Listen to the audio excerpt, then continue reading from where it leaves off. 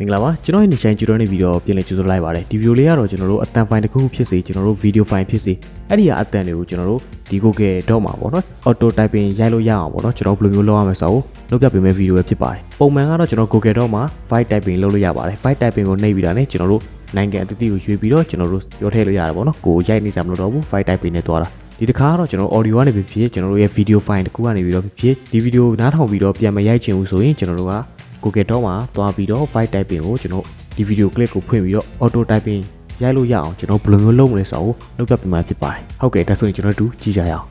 ပထမဆုံးကျွန်တော် Google တော့တစ်ခုခုဖွင့်လာလိုက်ကျွန်တော်လုပ်မယ့်ဟာပေါ့နော်နောက်ပြီးတော့ကျွန်တော်ရဲ့အတန် file တစ်ခုပေါ့နော်ကျွန်တော်ထည့်ထားတယ်အရင်တော့မရှိဘူးဒီ tutorial အကြောင်းလေးကိုပဲကျွန်တော်အနေနဲ့လုပ်ထားတဲ့ file typing တစ်ခုပေါ့နော်ဒါကတော့အင်္ဂလိပ်ဘာသာစကားနဲ့မှရမှာပေါ့နော် Google Doc မှာဆိုရင်ကျွန်တော်ဝင်ကြည့်လိုက်မယ်ဆိုရင်ဒီနေရာမှာဘာသာစကားရွေးချယ်လို့ရတယ်ပေါ့နော် Google Doc ကကြဘယ်မှာယူရမလဲဆိုရင်တော့ကျွန်တော်တို့ဒီ tool မှာပေါ့နော် file typing ကိုကျွန်တော်နှိပ်ပေးလိုက်မယ်ဆိုရင်တော့ဒီမှာပေါ်လာမှာဖြစ်တယ်ပေါ့နော်ပြီးမှကျွန်တော်နိုင်ငံတတိကိုရွေးပြမယ်မြန်မာဘာသာကတော့ကျွန်တော်ရှာလို့မတွေ့ဘူးပေါ့မရှိဘူးထင်တယ်ပေါ့နော်ကျွန်တော်တို့ရဲ့ဒီ audio ကအတန်ဒါမှမဟုတ် video အတန်ကဘယ်ဘာသာစကားလဲပေါ့နော်ကျွန်တော်ရွေးချယ်ပြီးတော့ထားလိုက်ရတယ်အင်္ဂလိပ်မှာအမျိုးရှိတယ်ပေါ့နော်ကျွန်တော်ရွေးချယ်ပြီးတော့ထားလိုက်ရတယ်ကျွန်တော် United States ကိုပဲထားလိုက်မယ်ပေါ့နော်ပြီးတာနဲ့ကျွန်တော်ကဘာတွေ setting လုပ်အောင်လဲဆိုတော့ကျွန်တော်တို့အနေနဲ့သွားပြီးတော့ down ရမယ့်အရာလေးတွေရှိတယ်ပေါ့နော်ဒီလိုမျိုးအသုံးပြုချင်တယ်ဆိုရင်ကျွန်တော်ကတော့ link တော့မချပေးတော့ဘူးပေါ့နော်ကျွန်တော်ရဲ့လာ comment မှာလာပြီးတော့ comment ပေးထားလို့ရတယ်ပေါ့နော်ဒါဆိုရင်ကျွန်တော်ဆက်ကြည့်အောင်ဒီနေရာမှာပေါ့နော်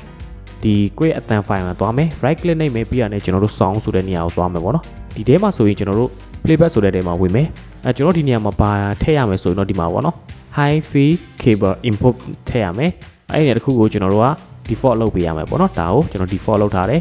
ပြီးရတဲ့ကျွန်တော် recording မှာဘာလုပ်ရမလဲဆိုရင်တော့ recording မှာဆိုတူတူပဲဒီ high fee cable output ဆိုပြီးတော့ဖြည့်ရမှာပေါ့နော်ကျွန်တော်အဲ့ဒါကိုရွေးထားရင်ကိုယ့်ရဲ့ကွန်ပျူတာကအတန်ပေါ်တော့မှမဟုတ်တော့ဘူးเนาะဘယ်လိုပြောလဲဆိုတော့ကိုယ့်ရဲ့ speaker device ကကိုရွေးချယ်ထားတဲ့ဒီ speaker မဟုတ်တဲ့အတွက်ပေါ့နော်အတန်ထွက်နေမှာမဟုတ်ဘူးပေါ့နော်အတန်မထွက်ဘူးဆိုတော့ကျွန်တော်စိုးရင်စရာမလိုကျွန်တော်တို့ဒီ high fee cable input ကိုရွေးထားတဲ့အတွက်ပေါ့နော်ကျွန်တော်ဒီနှစ်ခုရွေးထားပေးရမယ် default လုပ်ပေးထားရမယ်အားလုံးပြီးပြီဆိုရင်ကျွန်တော်တို့ okay ကိုနှိပ်လိုက်မယ်ပြီးတာနဲ့ကျွန်တော်တို့ဒီမှာပေါ့နော်အတန် file တစ်ခုကျွန်တော်ဖွင့်တာနဲ့ပြီးရင်ဒီမှာ microphone ကိုနှိပ်ရမယ်ကျွန်တော်တို့အတန်ကိုအရင်ဆုံး play ရမှာပေါ့နော်ကိုယ့်ရဲ့ audio ပဲဖြစ် video ဖြစ်အဲ့ဒါကိုအရင် play ပြီးတာနဲ့ကျွန်တော်တို့ဒီ mic လေးကိုနှိပ်ရမှာဖြစ်တယ်ပေါ့နော်အဲ့ဒါမှအတန်က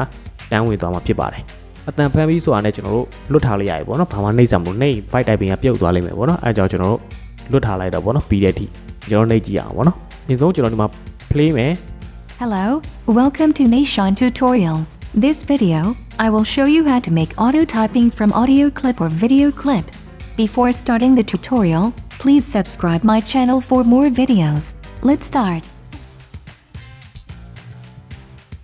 ဒါဆိုရင်တော့ကျွန်တော်ရိုက်လို့ပြီးပါပြီပေါ့နော် Hello ကျွန်တော်ဒီ Nation ပေါ့နော်ဒီမှာတော့ကျွန်တော် Nation ကြည့်လို့ရတယ်ပေါ့နော်ပြန်ပြင်ပြီးတော့